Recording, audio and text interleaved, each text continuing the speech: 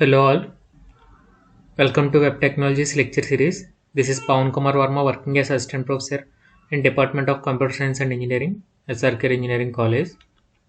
So previously we learned about what is DTD and types of DTD. So in this video we are going to see the example of DTD and we are going to discuss about the styling the XML document using CSS. So let's see the example of DTD first. So in this XML document, I had taken one simple employee details with first name, last name, email as elements, and this employee is the root tag. So first I am writing the internal DTD. So the internal DTD is nothing but the DTD in the same XML file itself. So for writing internal DTD, the first step is the doc type keyword and followed by space with the next element root element employee. So the next all the elements and data and its relationship should be maintained in the square brackets. So coming to the first, we if you want to state the elements, you must use element keyword element employee. This is the employee root element. And if you want to enter the any data types or any sub elements, you must write in curly brackets. So employee, there are having three sub elements: first name, last name, email. I had written here. So coming to the next one, next element, first name element, first name. So the next one is simple text element. So the data is, this data is PC data, and so we have to write this data type PC data. Write PC data here, and so the next one is last name, the PC data is here, and email, same, it is PC data and the data type is written. So this is how the XML document is valid. So this is how we state the yeah, internal DTD. And coming to the next one, external DTD. So if you we want to write one external file with .dtd, and I had written this as employee DTD. So in employee DTD, this must be there. Element employee first name, last name, email, element first name PC data, element last name PC data, element email PC data. And if you want to place these external DTD in the XML file, we have to write some hyperlink reference. We have to place these in the XML file itself. So here in this we are writing.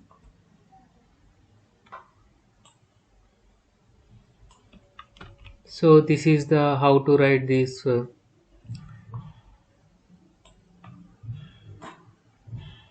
how to place the external DTD in the file. So this is the doc type, this is the keyword and space root name space, this is the system.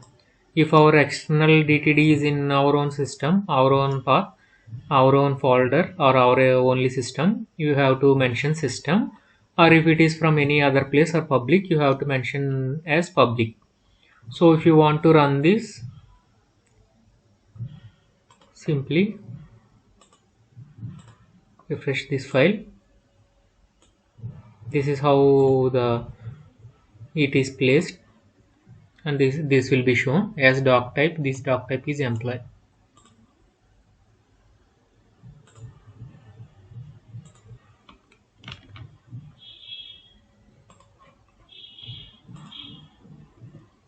So previously that is internal file output, and this is the external DTD output. This is how it will show.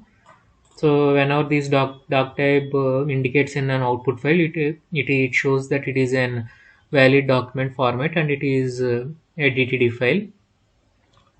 So coming to the next, we are going to see how the XML document can be styled using CSS. So what is the main purpose of CSS in XML is we can style the uh, XML files also similarly like HTML. CSS is nothing but cascading style sheets. It can be used to add style and display information to an XML document. So we can add styles and information to the XML document using CSS. it can format the whole XML document. So how the XML file, how the CSS line link is filed to XML file is similarly like HTML.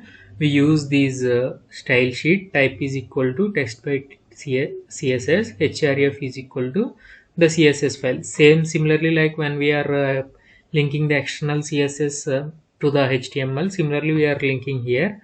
This is the syntax XML style sheet type is equal to text by CSS. This is the type, and href is equal to CSS employee.css. This is the syntax, and let's see the example of employee. So for an employee, I am writing one CSS for employee tag. Background color must be pink, and for first name, last name, email, the font size must be 25 pixel. Display must be block. Color must be blue, and the margin should be 50 px. This is how the CSS file will be written. And if you want to link the CSS file to the XML, place the CSS file in the XML document as shown in the previous. This is how you must place. So coming to the DTD, also we can write the CSS file. This is the DTD file. We already seen this, and this is the how the both the DTD and XML CSS must be placed. This is the linking of the XML file using CSS and DTD.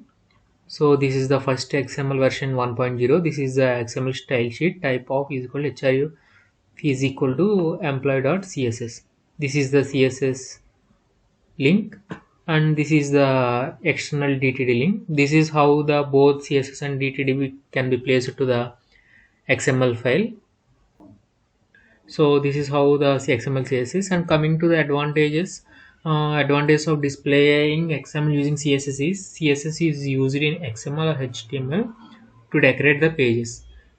So to decorate the pages, CSS is used. So what pages? XML pages. CSS is used for interactive interface, so it can be understandable by the user. So there are some disadvantages also. Using CSS, no transformation can be applied to the XML document. So some transformation, if you want to transform whole XML documents, it will be not possible. And CSS have different level of versions, so it will be confusion to the browser and users while coming to the XML. So CSS is not generally used to format XML file nowadays. So the main use, if you want to style the XML pages or documents, the W3C recommends is XSLT. It is one of the transformation XSLT. We will see this XSLT further. So it is not generally recommended CSS. So this is just we have to learn how the CSS is used in XML file. That's enough. So coming to this video, we learned about the simple internal and external DTDs and how the CSS is used for XML pages, and we learned about advantage and disadvantage also. So thank you.